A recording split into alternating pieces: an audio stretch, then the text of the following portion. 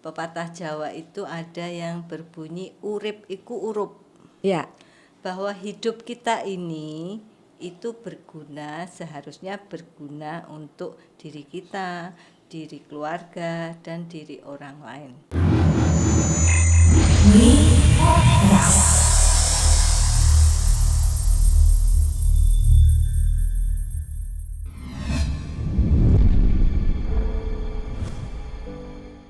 Hai, selamat siang Neta Miarsa semuanya. Semoga semua dalam keadaan sehat walafiat. Dan hari ini kita ketemu lagi dalam Make Podcast bersama Retno Wulandari. Nah, kita mau berbincang-bincang dengan tamu istimewa kita yang pada pagi hari ini udah cantik sekali, baunya semerbak. Nanti saya mau ngupas ini bau apa, kok wangi banget. Dan tentu saja kita masih ada insight untuk kita belajar bersama Mbak Ira tentang personal branding. Nah, kami juga masih menghimbau untuk Meta Miarsa jangan lupa 3M ya, pakai masker, jaga jarak juga ya, dan juga kita juga harus menjaga kesehatan kita ya. Di masa pandemi ini memang bukan suatu masa yang mudah, tapi kita jangan kehilangan energi untuk selalu berpikir yang positif. Kita boleh ya buka ini dulu sebelum kita akan melanjutkan ngobrol-ngobrol dengan Mbak Ira. Kita buka dulu. Mbak Ira boleh dibuka juga ya. Terima kasih. Itu tadi mendem nggak ya suaranya yang pas pakai masker ya? Oke ya, kita bisa lanjutkan. Mbak Ira, apa kabar? Alhamdulillah baik, Mbak Retno Sehat, Mbak? yang smart dan Meta Miarsa. Selamat Iya. siang semuanya. Cantik banget. Sama dong Mbak kita. Ira. Ini selalu tampil perfect, selalu sempurna. Dulu rambutnya panjang, tapi sekarang lagi suka pakai wig atau gimana? Dulu Belakangan ini rambut- lagi seneng ini ya, apa istilahnya modifikasi. Iya, variasi. Variasi. Gitu ya. Dulu rambutku sepanjang kira-kira 1,5 meter. Nah, bener kan 1,5 meter rambutnya. Tapi dengan berjalannya waktu terus rontok, ya kan? Oke. Jadi tipis. Jadi tipis. Tapi tetap masih panjang. Oh, masih panjang sebenarnya Mbak ini ya. masih Cuman sekarang panjang. dipakai dengan wig itu ya. Supaya Terus biar wajahnya muda, ganti-ganti. biar muda jadi kakaknya Mbak Retno. Oke, aku pakai betul. wig ya. Betul Mbak Ira. Kita hari ini mau ngobrol banyak, Mbak Ira mau kupas tuntas tentang Mbak Ira sebagai pribadi, dan juga Ayo. kita mau belajar banyak dari seorang Ibu Irawati Kusumorasri. Kalau saya sih panggilnya nggak pernah ibu ya, karena nggak pernah tua. Mbak Ira ini dari ketemu pertama sampai Lungsung sekarang. ya, Mbak? Bener deh Mbak. Kepompong. Kayak kepompong. Mbak Ira, awalnya terjun di dunia seni ya, bisa nggak diceritain Mbak Ira ini segudang prestasinya, direktur SIPA, siapa sih yang nggak ngerti SIPA, Solo International Performing Art, dan kemudian juga Mbak Ira ini putri Solo pertama, jadi pegelarannya tahun berapa ya waktu itu Mbak ya? Waktu Mbak Ira Putri menang. Solo itu tahun 86, wah wis tua ya. 86 ya, 86, dan pemenang pertamanya adalah Mbak Ira. Dan kemudian yang ini juga yang menurut saya apa istilahnya mindset semua orang tentang Putri Solo itu figurnya itu ada di Mbak Ira. Nah, itu nanti juga saya mau kupas tuntas. Dari awal sudah menyukai seni. Nah, apakah ada faktor genetik atau Mbak Ira belajar karena lingkungan? Faktor genetik tidak ada. Ayah ibuku nggak ada yang terutama nggak ada yang menari ya. Dan juga nggak ada yang terjun di dunia seni secara profesional, nggak ada. Hanya ibuku suka hobi menyanyi, main gamelan, karawitan dengan ibu-ibu gitu ya. Tapi tidak menari. Tidak profesional. Oh, tidak oke. menari. Tapi Tidak menyukai ada yang- dunia seni. Iya, mereka oke. menyukai dunia seni. Oke. Terus aku juga di lingkungan Istana Mangkunegaran. Mungkin itu juga yang terinfluence karena lingkungan ya. TK aku TK Taman Putra. Jadi sudah kecil Mangkunegaran juga. TK Taman Putra Mangkunegaran. Sudah kecil diajari nari. Nah, dari situ mulai belajar nari, kemudian les nari, dan kemudian ya seneng. Akhirnya seneng sampai sekarang. SMP, SMA ada di Solo semua? Aku dari lahir sampai detik ini Tidak di pernah Solo meninggalkan semua. kota Solo. Di Solo terus. Jadi waktu kuliah itu memutuskan juga ambil jurusan seni atau tidak? Enggak, aku kuliah masuk UNS ya, di jurusan sastra Inggris, Fakultas Sastra, sekarang FIB. Nah, aku kuliah di situ, ya aku senang waktu itu belajar bahasa Inggris, kemudian belajar kebudayaan Barat gitu ya. Itu juga tetap aku menari, tetap menari kemana-mana, ikut BKKT UNS, keseniannya UNS gitu ya. Nah, kemudian setelah lulus dari UNS, kemudian aku ingin apa sih ilmunya tari, apa sih ilmunya kesenian, pengetahuannya apa. Kemudian baru aku masuk Ke ke Pascasarjana ISI isi. Surakarta. Jadi awalnya Gitu. malah justru ngambil bidangnya itu sastra Inggris ketika kuliah. Tapi mulai pertama kali menari umur berapa Mbak Ira? 4 tahun.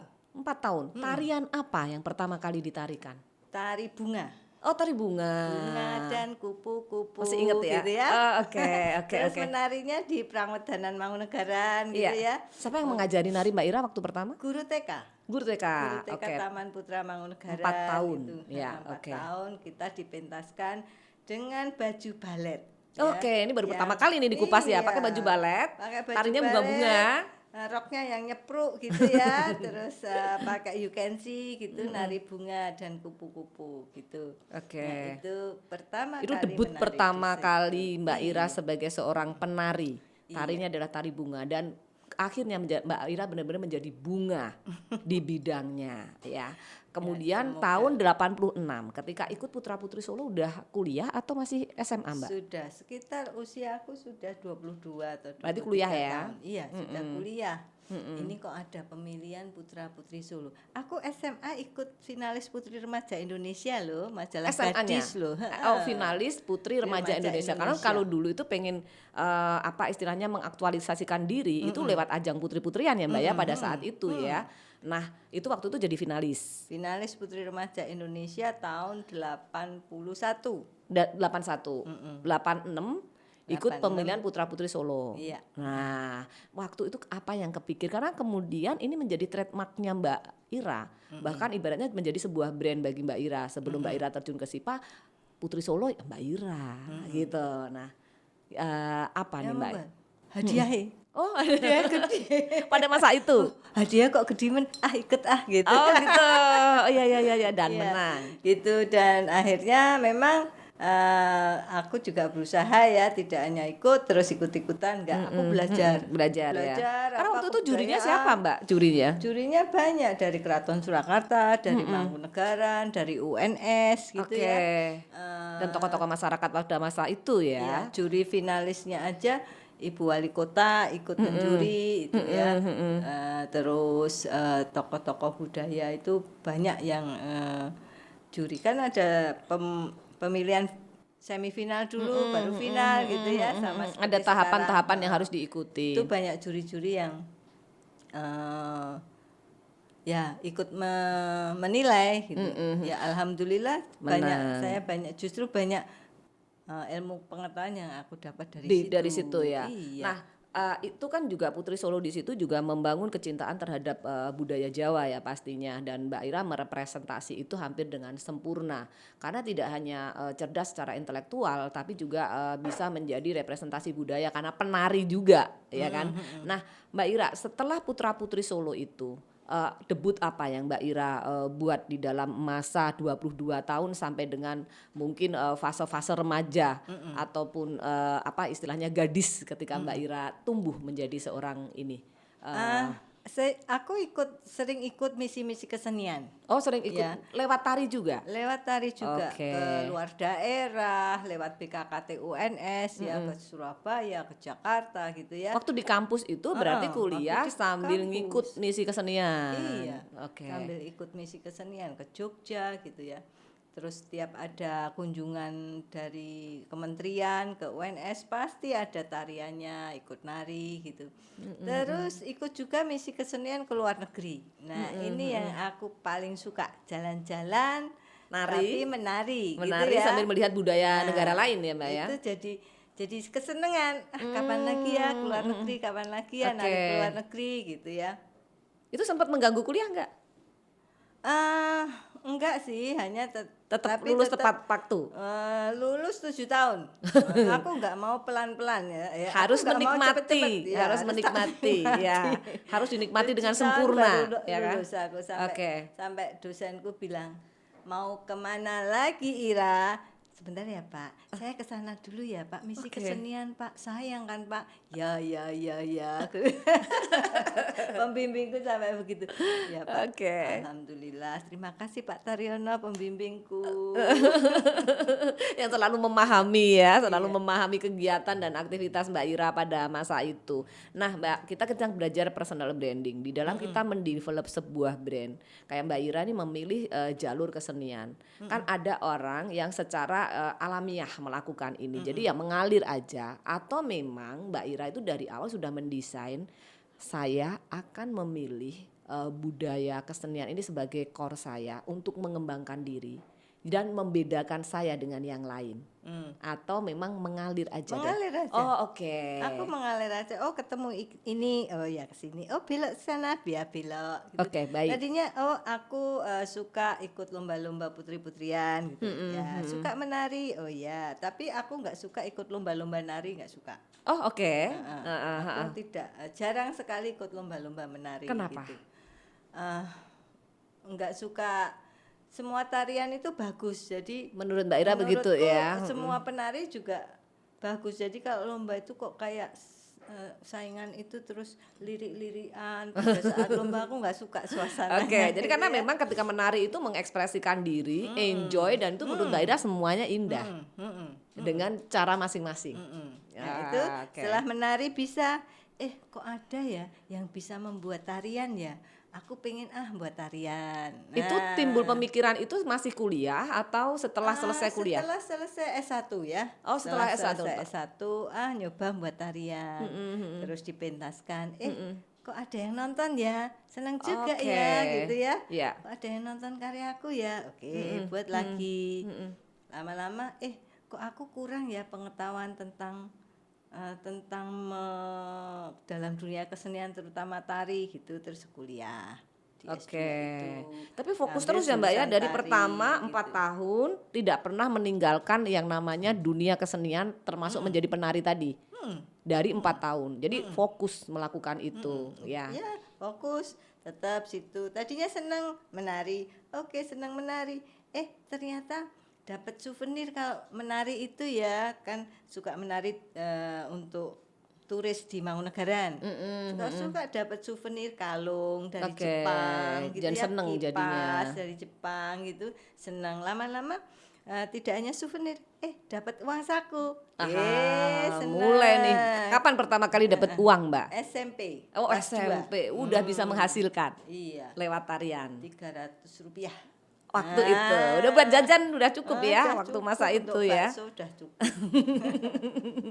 Iya. Akhirnya Senang. berkembang Jadi terus. ada hal-hal yang membuat saya lebih suka. Dan Kemudian akhirnya aku kurang pengetahuanku tentang kesenian, khususnya tari. Oke, aku ingin sekolah. Oke, aku sekolah lagi tentang itu. Sekarang ini aku sudah masuk ke dunia pergaulan di kesenian dan luasnya kebudayaan. Aku masih kurang lagi pengetahuanku ya, kok aku masih kurang. Sekarang ini aku kuliah lagi S3 di jadi isi lagi gelisah untuk selalu mencari dan kemudian mengeksplor diri melalui ilmu pengetahuan. Itulah seorang Mbak Ira ya. Jadi mencari terus ya sampai kemudian kok aku belum bisa ya, kok aku kurang ini ya. Jadi pembelajar ya, pembelajar sekali. Mbak Ira apa tuh tentu saja dengan segala yang ada pada Mbak Ira pada masa muda pada waktu itu. Tentu banyak dong yang seneng sama Mbak Ira ya. Karena kan saya sih waktu muda sempat ngelihat Mbak Ira loh ya. Lah Cantik itu, dan jauh banget. Itu gimana Mbak? Nggak ada yang berani nyedak. Oh iya. Aku dulu ya, maaf ya, aku dulu Cantik, kuliah. rambutnya panjang. Kuliah pertama mungkin semester ketiga. Semester ketiga aku naik mobil DX merah. Grace, anyar Grace tiap kuliah nek dik gitu. Ora eneng sing nyedaki aku. Dadi aku itu aman di UNS. Kenapa Mbak pada nggak berani ya? Enggak berani. Oke, Nggak jadi tahu. mau naksir Mbak Ira itu nggak berani gitu. Mungkin Harus punya gitu. keberanian ataupun nyali yang cukup besar gitu ya untuk menaklukkan ibuku seorang. galak. Oh iya, punya gara. Anggere eneng sing ndolani ngono kuwi ditekoki. Mas, daleme pundi? Mas. Orang tuanya namanya siapa? Gitu-gitu. Wah, wis Oke. do mlayu kabeh, wis mlayu. Tapi tetap dong Mbak, pernah jatuh cinta kan dalam fase itu. Gimana Mbak, bisa Jatuh ceritain cinta ya? Pastilah. Iya gitu ya. kan, seorang yang bagaimana sih yang bisa menaklukkan hati Mbak Ira itu? Aku SMP. SMP. Kelas 1 kali ya, kelas 1. Kelas 1 itu naksir-naksiran, pacok-pacokan. Zaman dulu ya. Kedip-kedipan mata, terus terima surat. Oh iya, waktu itu kayak gitu ya, Terima nostalgia surat, banget ya. Terus aku diapeli. SMP kan biasanya dulu pakai celana pendek. Yang cowok. Yang cowok ya. Pakai celana pendek. Bareng ngapeli aku pakai celana panjang. Hah, aku bingung. Kok beda rupanya? Iya. Pangling. Pangling gitu ya. Terus goncengan sepeda. Itu ya, udah gitu seneng gitu, banget ya. seneng Tapi lah. sebenarnya sosok pria yang bagaimana sih Mbak yang biasanya bisa menggetarkan hati Mbak Ira itu? Pinter. Pinter ya. Ya, terus dia punya apa ya? Cakep ya, manis gitu ya. Good looking gitu. Good looking gitu ya. Dan diajak ngomong enak gitu. Nyambung gitu. Ya kan. Guyon, serius Oke, gitu, bisa nyambung punya selera humor yang bagus gitu ya. Oke, yang kayak gitu yang disenengin Mbak Ira. Tapi waktu di kampus nggak ada yang deketin sampai selesai gitu Mbak? Nggak ada. Oh, nggak ada yang berani deketin. Terus kemudian setelah dengan kegiatan Mbak Ira yang padat ya, padat ini apa istilahnya masih ada dalam bidang kesenian terus. Kemudian sastra Inggrisnya ini gimana Mbak dipakai di bekerja atau untuk apa? Atau waktu itu bekerja Sastra sendiri? Inggrisnya mengalir aja. Kalau dibutuhkan ya Dipakai. kalau Iya. enggak ya. Tapi sampai dia pernah sekarang sih secara formal bekerja untuk misalnya menjadi di kedutaan atau apa kan biasanya banyak ya teman-teman seperti itu melanjutkan ke sana. enggak. Enggak. Aku enggak Oke. pernah. Total berkesenian. Total berkesenian walaupun selesai dari situ pun tetap nari. Tapi lanjut langsung S2 atau gimana Mbak Ira? Enggak. S2-nya aku kan tahun 2000 baru S2. Tahun 2000 baru S2. Oke. S2 kok isi buka pertama kali S2 aku langsung masuk. Oke. Karena tadinya nggak tahu aku harus sekolah di Di mana, mana. Kalau gitu. aku pengen tahu tentang tari gitu ya. Nang UNS ra mungkin. Iya. Nang Jogja ya ra mungkin aku wirawiri. Iya, Pas akhirnya. isi buka Nah, itu kesempatan pertama gitu, kesempatan pertama.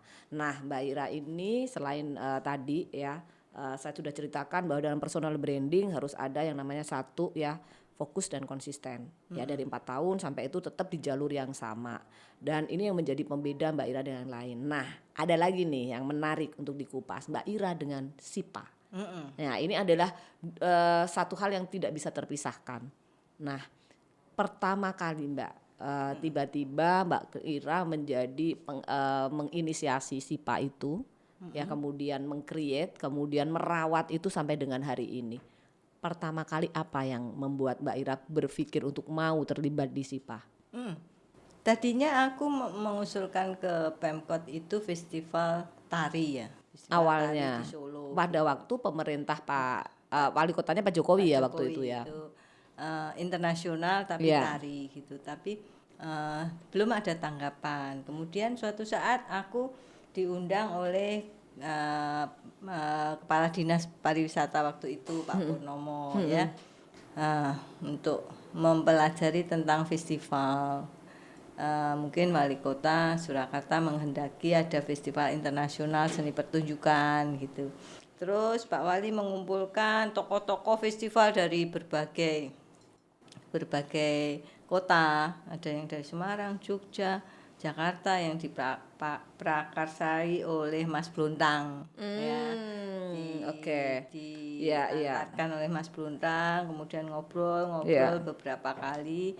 akhirnya ya muncullah SIPA. Mungkin bergeser dari konsep yang diomongkan di sini, tetapi ini yang akhirnya disetujui oleh Pak Wali untuk digelar ya. Nah, Oke. Itu tahun berapa, Mbak? tahun 2009. Dari 2009 Januari itu akhirnya saya dipanggil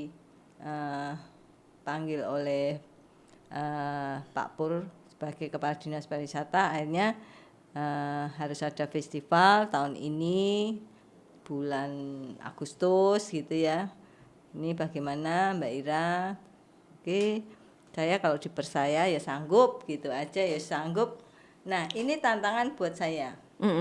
SIPA mau dibesarkan atau SIPA hanya memakai dananya Pemkot? Oh oke, ya. Kalau hanya memakai dana Pemkot itu tidak bisa, idealnya kurang karena dananya kan Pemkot tidak besar. Ya. Gitu ya. Akhirnya saya tertantang untuk SIPA yang besar. Saya besarkan dengan konsekuensi apa? Kekurangannya harus cari sponsor mencari sendiri. pendanaan sendiri Ya, ya. Oke. Nah itu yang sampai sekarang bergulir seperti itu. Sampai dengan berapa kali penyelenggaraan, Mbak, sekarang? 12 kali. 12 kali penyelenggaraan SIPA itu. Setiap tahun pasti ada tantangan. Terakhir ini tantangan apa buat SIPA? Nah itu, SIPA itu identik dengan festival yang outdoor yang memang dimaksudkan oleh Pak Jokowi, festival internasional tetapi tidak eksklusif ya, yang semua kalangan masyarakat bisa menikmati dan orang-orang pentas dari seluruh dunia merasakan auranya masyarakat Kota Solo yang menonton, begitu kan. Ini adalah diplomasi budaya yang bagus sekali itu ya. Nah, aura itu tahun ini tidak ada sama sekali. Tahun 2020 itu tidak ada sama sekali. Tetapi waktu itu aku berkomitmen untuk SIPA harus tetap ada dalam bentuk apapun yang mungkin berbeda, ya gitu kan? Ya. Terus dicari bentuknya, formulanya online, kemudian ada workshop dari Kementerian Pariwisata tentang festival online gitu ya, yang tutornya dari Australia gitu.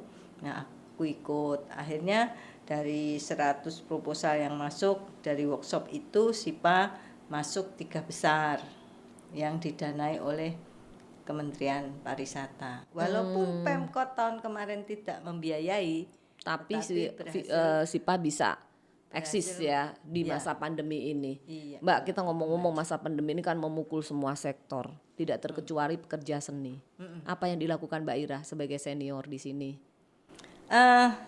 Di seluruh event yang saya selenggarakan, IMF dan SIPA, saya buka pojok donasi ya untuk memberi bantuan. Kemudian ada kepercayaan dari beberapa, ya ada perorangan, ada organisasi yang pinjem nama saya secara pribadi dan saya secara yayasan itu untuk mengalirkan dana mereka. Ya. Bahkan yang nerenyuh ke hati ya. Iya. Anak-anak SMA menyentuh perasaan. Iya. Anak-anak SMA Regina Pacis, Santa Ursula Jakarta. Ya, itu menghubungi saya, apakah bisa saya titip dana walaupun nggak banyak itu untuk seniman-seniman Solo yang terdampak. Boleh silahkan gitu ya. Ya sudah, mereka kirim, terus saya tambahin, terus disalurkan ke seniman Solo, seniman keroncong, seniman tidak terbatas seniman yang ada dalam artian penari ya Mbak ya ini ya. Karena Mbak Ira sendiri kan punya sanggar tari ya, kalau nggak salah Semarak Chandra Kirana dan sekarang masih eksis. Iya. Apa Mbak Ira tujuan dari Mbak Ira memiliki sanggar tari sendiri? Itu tanggung jawab moral. Tanggung jawab moral. Ya, aku bisa menari. Ya. Apa yang aku bisa ini harus aku turunkan ke anak-anak. Ya udah, aku membentuk sanggar tari untuk pelatihan untuk mereka. Tadinya aku ya melatih sendiri waktu itu gitu ya, pertama-pertama pelatih. Tapi lama-lama sudah berjalan banyak pelatih, ya aku tinggal ngawasin. Oke, dan sampai sekarang hidup sekali ya Mbak ya? Iya, ada sekitar 150 siswa Iya. dari umur 4 tahun dan sampai ibu-ibu. Oh, Mbak sampai Retno ibu-ibu kalau ya? mau latihan di situ Oh, ada. boleh. Khusus ibu-ibu. Boleh Mbak. Dan rame itu nak ibu-ibu Oke, oke, oke. latihan. Seru ya, Seru, karena kan seru. itu juga olahraga Mbak. Dan satu hal bahwa kita juga menjaga budaya. Nah anak-anak ini bagaimana berkesenian, menghargai budaya kita melalui sanggar seni yang ada tadi kan Mbak. Karena dari kecil mereka sudah ikut di sanggar-sanggar tersebut. Nah tidak hanya sanggar seni, Mbak Ira juga ada di ASDI ya. Asga ya. Asga. Ya. Waktu Asga itu singkatan dari Akademi Seni Mangkunegaran. Akademi Seni Mangkunegaran supaya Ya. pemirsa Jadi podcast. Istana Mangkunegaran itu sejak Mangkunegara ke-9 itu mendirikan Akademi Seni. Iya. Yaitu untuk pelestarian dan kesenian Mangkunegaran agar bisa Hidup. memasyarakat ya. Mudah diserap oleh masyarakat. Salah satunya mendirikan perguruan tinggi itu. Tahun 2006 itu berdiri dan waktu itu karena aku 2006 itu sudah S2. Nah, aku diminta untuk mengajar di situ. Gitu. Nah, sejak tahun 2006 itulah aku terdaftar sebagai pengajar atau dosen di Akademi Seni Mangkunegaran sampai sekarang. Sempat tahun 2014 hingga 2019 itu aku sempat menjadi direktur Akademi Seni Mangkunegaran. Oke, jadi ini kan tahapan-tahapan yang menurut saya Mbak Ira ini begitu penuh passion ketika menjalani perjalanan panjang ini lebih dari 20 tahun kan Mbak, menjalani perjalanan panjang di dalam berkesenian ini. Nah, masih adakah yang ingin Mbak Ira raih dari semua yang sudah punya sanggar, mengajar, kemudian apa istilahnya menjadi direktur SIPA, menyelenggarakan event-event budaya, semuanya seperti tampaknya semua sudah. Tapi masih adakah Mbak yang ingin Mbak Ira raih lagi? Mendidik penerus untuk meneruskan apa yang telah aku lakukan. Oke, jadi mengkader, melakukan proses kaderisasi. Untuk sejauh ini sanggar, sudah berjalan? Masih proses. Ya, sudah ditemukan figur-figur yang proper ataupun fit and propernya memenuhi kualifikasi Mbak Ira ya. Oke. Aku akan melihat sambil ini. Ini benar-benar berguru nih Mbak Ira ini. Kalau yang di sekolah S3-nya ini Mbak, kepingin jadi dokter di situ. Nah, ini gimana ini? Ini masih jadi peneliti aku. Oh, jadi peneliti. Jadi peneliti, benar-benar senang meneliti ya kan, termasuk ini jurusannya apa Mbak? Pengkajian ya. Pengkajian budaya. Ya. Oh, pengkajian budaya. Dan jadi tesisku juga tentang ini tata kelola seni pertunjukan festival. Tata kelola seni pertunjukan. Oh, oke. Jadi nyambung semuanya ya. Mbak, udah ngerasa puas belum sih dengan apa yang sudah dikerjakan hari ini sampai dengan detik ini? Sejauh ini ada beberapa yang ya tentu saja saya puas. Alhamdulillah bisa melakukan itu yang tadinya aku nggak bayangin itu gitu ya, nggak bayangin ya. Gitu ya. Bagiku itu keajaiban banget aku bisa melaluinya ya dengan cukup baik lah gitu ya, walaupun banyak kekurangan, masih banyak kekurangan. Tapi masih ada impian-impian yang selalu menggoda aku untuk meraihnya. Apa ini? Peneliti. Oh itu sebenarnya dreamnya Mbak Ira di situ ya. Tapi tetap fokus di bidang tadi ya, kajian budaya tadi ya. Oke. Jadi dreamnya adalah itu tujuannya. Nah Mbak Ira, kita kan ngobrol udah banyak tadi yang dari sejarah berkesenian, sejarah apa istilahnya hidup Mbak Ira dari masa kecil sampai dengan Mbak Ira hari ini dikenal oleh publik menjadi satu figur yang menginspirasi. Mbak, apa sih Mbak yang menurut Mbak Ira perlu dilakukan generasi muda hari ini terkait tentu saja dengan budaya? budaya kita itu umpamanya budaya Jawa, tentu saja sebaiknya yang masih tetap memiliki, melestarikan, merasa memiliki, melestarikan, memakai itu kan juga harusnya orang Jawa. Orang Jawa juga harus menghormati. Nah itu aja, itu dilakukan, diterapkan untuk dirinya sendiri itu baik kok, nggak ada yang tidak baik budaya Jawa itu. Dan budaya Jawa itu besar loh, apa ya, artinya Adiluhung ya. adiluhung besar. Nah, itu harus diuri-uri oleh generasi muda. Tentu saja saya sebagai orang tua juga punya kewajiban untuk terus-menerus mengingatkan itu pada generasi muda. Ya, termasuk dengan apa yang Mbak lakukan sampai hari ini ya. Siapa yang mau melakukan kalau orangnya yang punya sendiri nggak mau melakukan? Ya, gitu betul. kan. Nanti kalau dilakukan orang lain ribut. Iya. Jangan dong. Jangan nunggu ribut dulu. Kalau bukan kita siapa lagi? Kalau bukan sekarang kapan lagi ya kan? betul. Jadi mulai sekarang harus mulai kita peduli dengan budaya kita sendiri ya sebagai jati diri kita supaya kita nggak hilang gitu ya Mbak Ira ya. Lupa sama diri sendiri nanti nggak kenal sama jati dirinya. Iya. Ya tidak seluruhnya umpamanya budaya Jawa itu harus diikuti, tidak.